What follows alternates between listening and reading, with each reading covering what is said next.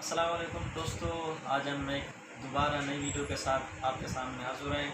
तो भाई दोस्तों, आज की जो वीडियो है, बाज़ लोग ये सवाल करते हैं कि हम दुआ मांगें, दुआ मांगने के बाद भी हमारी जो परेशानी है ख़त्म ना हो। तो भाई दोस्तों, मैं आप लोगों को सुनाता हूँ तकरीर हज़रत मौलाना मुफ्ती मोहम्मद हसन साहब, यानी कि पाकिस्तान के मशहूर आलिम दीन है। तो आप इसे सुने, इंशाल्लाह आपको फ़ायदा होगा। चलो शुरू करते हैं। मेरे हरत से एक साहब पूछने लगे कि हरत, मैं दुआ करता हूँ, परेशानी दूर नहीं होती, क्या करूँ?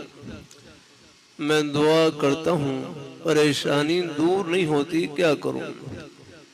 अल्लाह वालों के अजीब जुमले फरमाने लगे, जितनी परेशानी लंबी होगी, परेशानी के दूर होने के बाद जो राहत मिलेगी उसकी कदर भी ज्यादा होगी।